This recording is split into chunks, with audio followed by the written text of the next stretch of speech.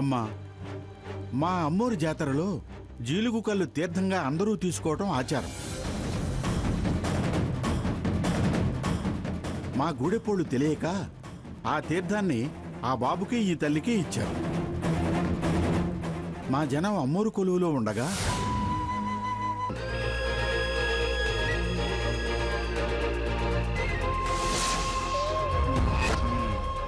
వాళ్ళని మా కులదైవం ఆశీర్వదించినది. ఆ రాత్రి జరిగింది ఇది తల్లి.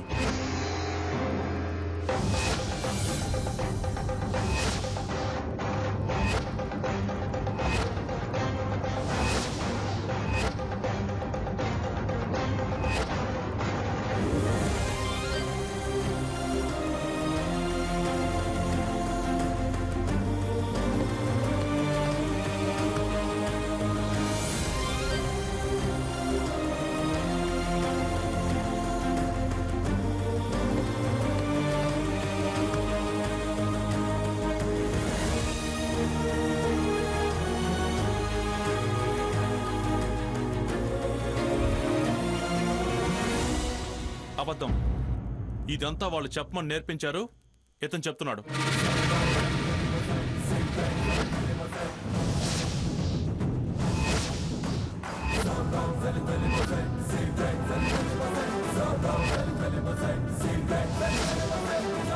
చిన్నదొరా.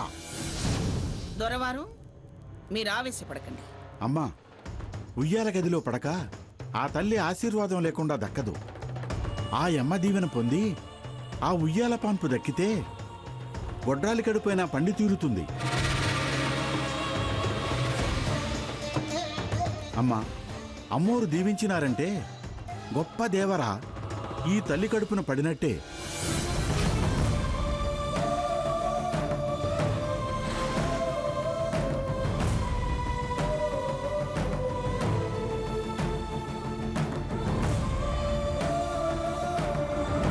మీ వంశం మహగొప్పగా వృద్ధి చెందినట్టే.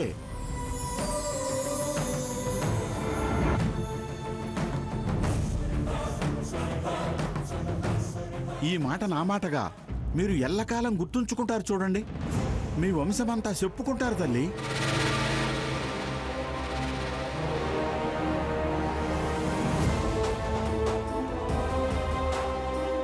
విన్నావుగా మంగ, జరిగిందది.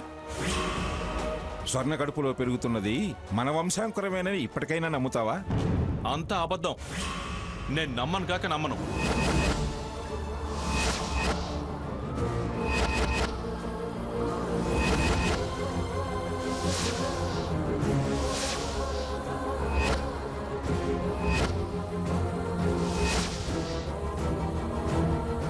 ఎవరో అడుగు మనిషి వచ్చి అడ్డమైనవి చెప్తే నమ్మడానికి నేనే పిచ్చోని కాదు.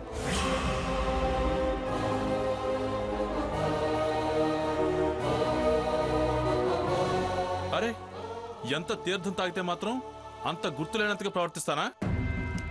మొన్న అలవాట్లేని తాగుడు తాగాను. అయితే మాత్రం నీ ఆరోగ్యం బాగాలేదని తెలియగానే ఇంటికి వచ్చానా లేదా? అది వేరు, ఇది వేరు.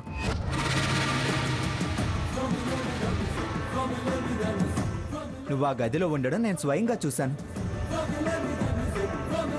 నీకు ఆ విషయం చెప్తే నమ్మరనే వీరిని స్వయంగా తీసుకొచ్చాను. ఏయ్, ఆ గదిలో అప్పుడు కాదు, దీంతో పెళ్ళైన దగ్గర నుంచి ఆ ఇంట్లో మేము ఒకే గదిలో ఉంటున్నాం. అయితే ఇంకే, నువ్వే ఒప్పుకుంటున్నావు కదా. కానీ నేనెప్పుడు నన్ను నేను మర్చిపోయేలా ప్రవర్తించలేదు. ఆ స్థితి వేరు, ఇది వేరు. నో, మీరంతా కలిసి మరో డ్రామా మొదలు పెట్టారు.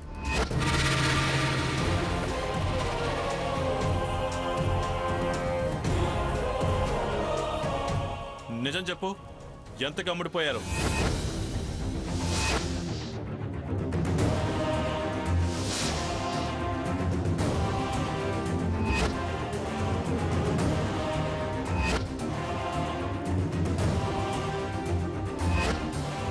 సాకేత్, దొరా, మర్యాదగా మాట్లాడండి.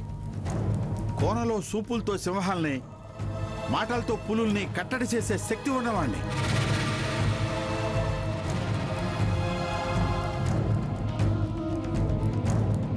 అమ్మ దీవెనతో మెండుగా బతుకుతున్నవాణ్ణి. డబ్బుతో మా గూడెంలో గడ్డి పరకను కూడా కొనలేరు.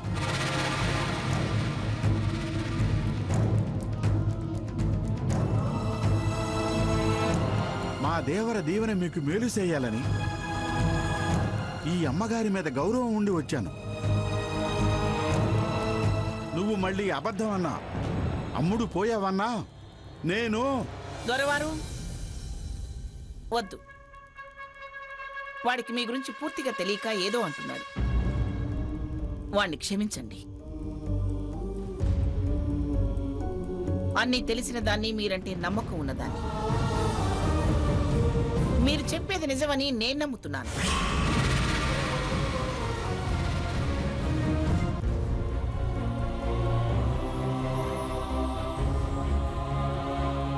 దయచేసి వాణ్ణి శపించకండి. ఈ వ్యవహారం ఇక నేను చూసుకుంటాను. మంచి చెడు మాట్లాడుకుని మాలో మేమే పరిష్కరించుకుంటాం. చూడు తల్లి, గుర్తుపెట్టుకో అమ్మా, ఈ చిన్న తల్లి కడుపున దేవర ఉన్నాడు. కాపాడుకో. తరతరాలు ఆనందంగా బతుకుతారు.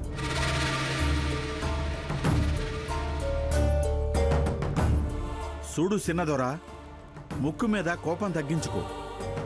గూట్లో సిలకల్లా గుట్టుగా కాపురం చేసుకుని ఏడాదికో బిడ్డనెత్తుకో. వత్తా తల్లి? ఒక్క నిమిషం దొరవారు. లక్ష్మి, దొరవారికి కట్నాలు తీసుకురా. అలాగే అత్తయ్య. అమ్మా, కట్నంగా డబ్బు అందుకోలేను. అందుకొని అమ్ముడు పోయిన వాడిని కాలేను. అంటే మీరు వాడి మాటలు పట్టించుకుంటున్నారా? అంటుకుంటే అది నిజమవుతుందిగా తల్లి. వాడి తరఫున నేను క్షమాపణ అడుగుతున్నాను దొరవారు. తప్పుగా అనుకోకండి, దయచేసి తీసుకోండి. సాకేత్, దొరవారికి క్షమాపణ చెప్పు. వద్దు తల్లి, చిన్న దొర మాట నెగ్గలేదన్న బాధలో అన్నాడు. మనసు బాధ పెట్టద్దు. అమ్మా, మా దేవర మీ ఒడిలో పడ్డాక మళ్ళీ సంజీవుని మూలికలతో వస్తాను తల్లి. వస్తానమ్మా. మంచిది. చిన్న దొర ఎళ్ళొత్తాను. వస్తాను దొర. మంచిది. వస్తాను. మంచిది దొరవారు. వస్తాను. ఎళ్ళొత్తానమ్మా. అలాగే.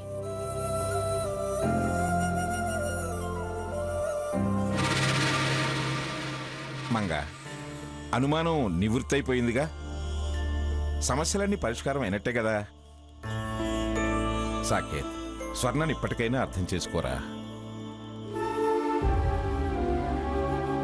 దొరవారు చెప్పింది విన్నావు కదా, ఇక నుంచైనా గుండెల్లో పెట్టుకుని చూసుకో. మీకు ఆ కోయదర్ మీద నమ్మకాలుంటే ఉండొచ్చు, కానీ నేను అతన్ని అస్సలు నమ్మను కాక నమ్మను.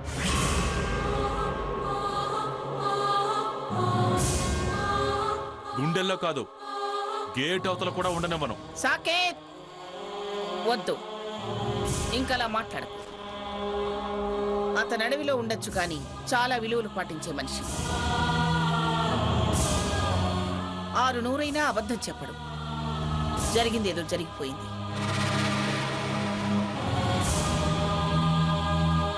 ఇక స్వర్ణ కడుపులో పెరిగే బిడ్డ గురించి చర్చ వద్దు. కానీ 5 నెలల విషయం పూర్తిగా చర్చించాకే సమస్య పూర్తిగా పరిష్కారమైనట్టు లెక్క. మళ్ళీ ఇదేం మెలిక? మెలిక కాదు, అబద్ధం ఆడినందుకు, నన్ను నా మనవణ్ణి మోసం చేసినందుకు పనిష్మెంట్.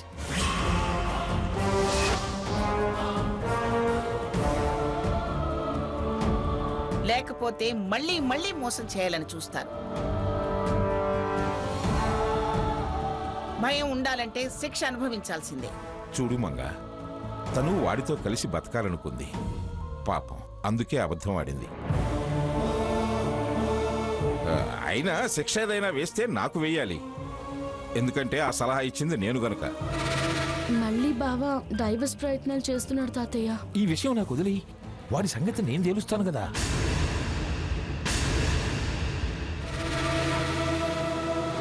సలహా ఎవరిస్తేనే దానికుండాలి బుద్ధి.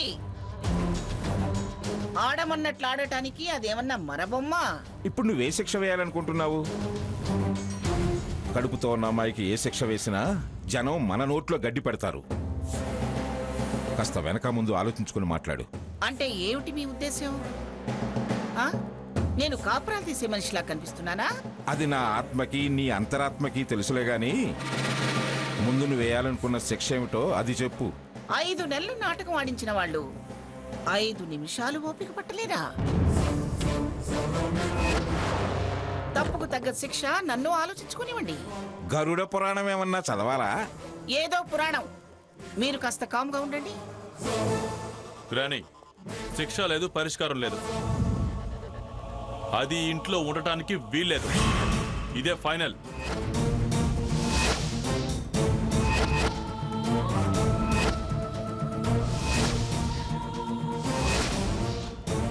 సాకేత్, కాసేపు నువ్వు మాట్లాడకుండా ఉంటే శిక్ష ఏమిటో పరిష్కారం ఏమిటో నేను చెప్తారా? అలాగే కానివ్వండి పిఠాపురం మంగమ్మ గారు, అలాగే కానివ్వండి.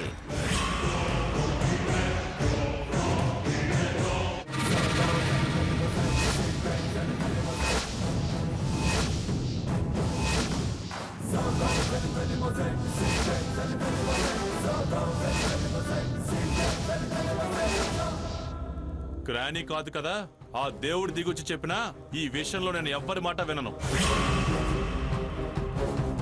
వినను అని ఆడపిల్లకి అన్యాయం చేస్తే చూస్తూ ఊరుకుంటావు అనుకుంటున్నావా? ఏం చేస్తావురా?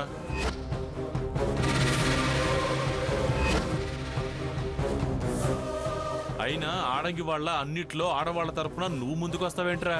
ఆడపిల్ల విషయంలో సాక్ష్యం స్పష్టంగా ఉన్నా కాదు సంబంధం లేదని నువ్వు ఆడంగివాడివి నేనా? రేయ్, మధ్యలో మీ పోట్లాట ఏమిట్రా? మరి మధ్యలో వీడు దూరడం ఏంటి? ఆ వచ్చిన వాడేమో హరిశ్చంద్రుడు, ఈవిడేమో అగ్ని పుణ్యతనట్టు మాట్లాడతారే.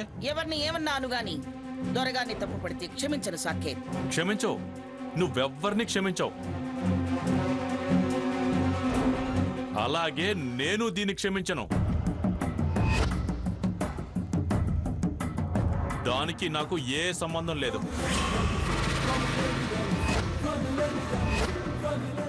మళ్ళీ ఆ కొత్త కోసామంటే పళ్ళు రాలుతాయి. జరిగింది వివరంగా చెప్పాక కూడా ఇంకా అలా మాట్లాడతావేంట్రా? నేను ఇలాగే మాట్లాడతాను. ఏదో స్పృహలేని పరిస్థితిని అవకాశంగా తీసుకుని ఎవరి ఫోటోనో తెచ్చి నా ఫోటో ఫ్రేమ్లో పెట్టి నా ఇంట్లో గోడకు తగిలిస్తానంటే నేనెందుకు ఒప్పుకుంటాను? సాకేత్, ఈడియట్లా మాట్లాడుకో. నిన్ను ఇన్వాల్వ్ కావద్దంటున్నాను. బావా, స్పృహ లేదంటూ నన్ను అవమానించొద్దు, నా మీద నిందలు వేయొద్దు.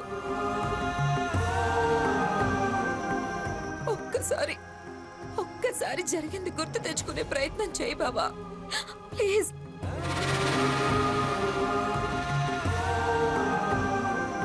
ఏంటే గుర్తు తెచ్చుకునేది? నేనేంటో నువ్వేంటో నాకు తెలుసు, నీకు తెలుసు. 5 నెలల అబద్ధాన్ని నిజం చేయడానికి నువ్వేం తప్పు చేసావో నాకేం తెలుసు.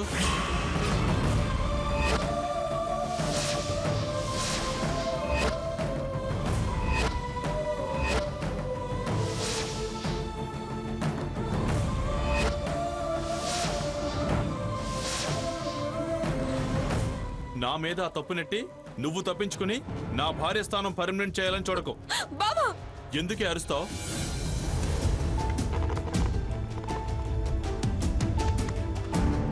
అరిచినంత మాత్రాన అబద్ధాలు నిజం కావు. కాదు అన్నంత మాత్రాన నిజాలు అబద్ధాలు కావు.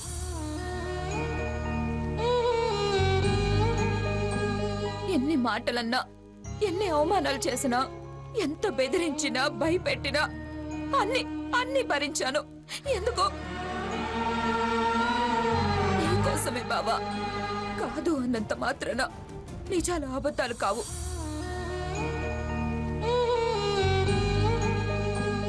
ఎన్ని మాటలన్నా, ఎన్ని అవమానాలు చేసినా, ఎంత బెదిరించినా, భయపెట్టినా అన్ని భరించాను.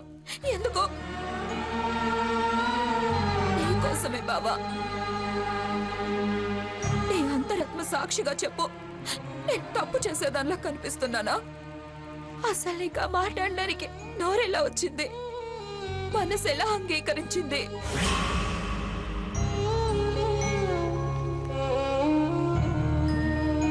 నా కోసం కాకపోయినా రేపు నీ భార్య చెడ్డది అన్న మాట రాకుండా ఉండడానికైనా ఒక్కసారి గతం గుర్తు తెచ్చుకునే ప్రయత్నం చేయి బావా.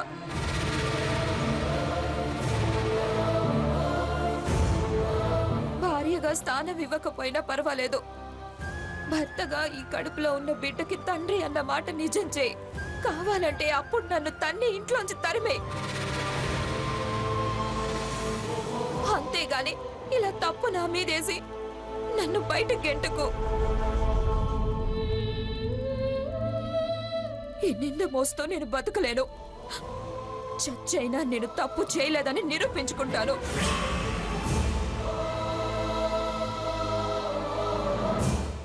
నేను కాదనుకున్నది చస్తే నాకేం, బ్రతికితే నాకేం.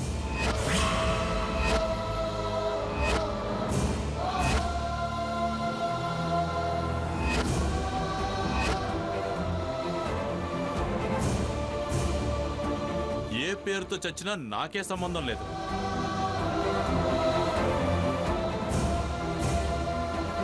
నీతో కాపురమే గుర్తులేని నేను నీ బిడ్డకి తండ్రిని ఎలా ఒప్పుకుంటాను?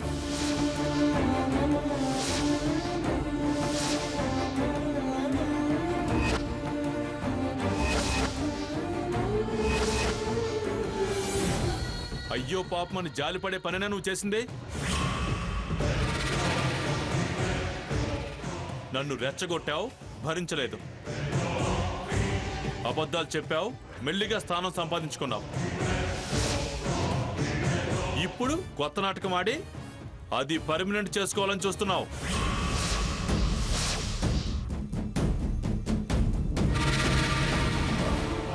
డబ్బు మీద ఆశ, అంతస్తుల మీద మోజే నీకు.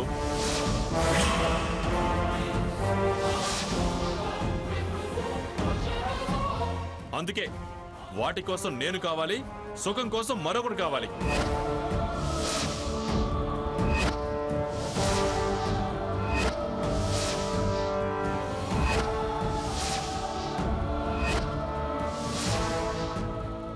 Shut up.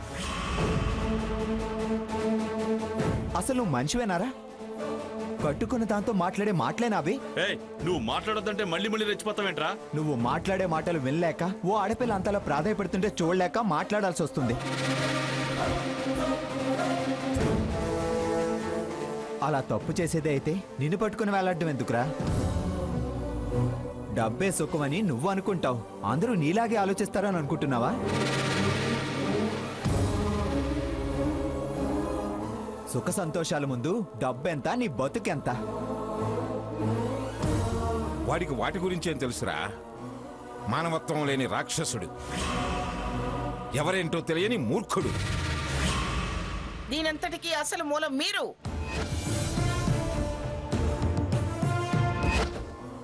మానవత్వం లేని రాక్షసుడు, ఎవరేంటో తెలియని మూర్ఖుడు.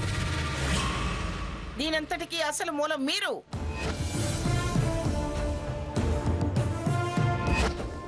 చేసిందంతా చేసి దాని చేత అబద్ధాలాడించి ఇంకా మాట్లాడతారే. నేనేం పాడు పని చేయలేదే. కాపురం నిలబెట్టాలన్న తాపత్రయంతో ఆ క్షణం అలా చెప్పమన్నాను.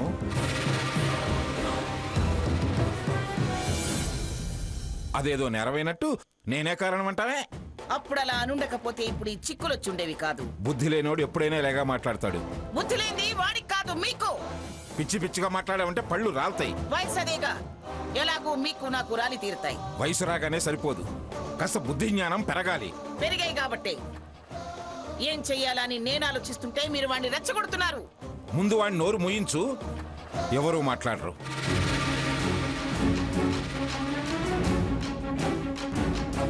అతనికి అంత అనుమానంగా ఉంటే ఒక 6 నెలలు ఓపిక పట్టమనండి.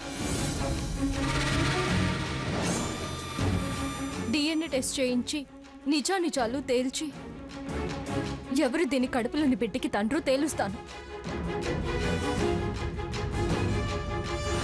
DNA లేదు, NRI లేదు.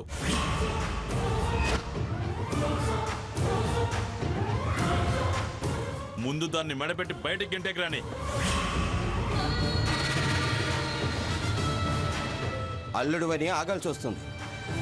ఓపిక పట్టు, 6 నెలల తర్వాత నిజం నిరూపిస్తానని సీత అంటుంటే మెడ పట్టుకుని అవతల గంటమంటావే?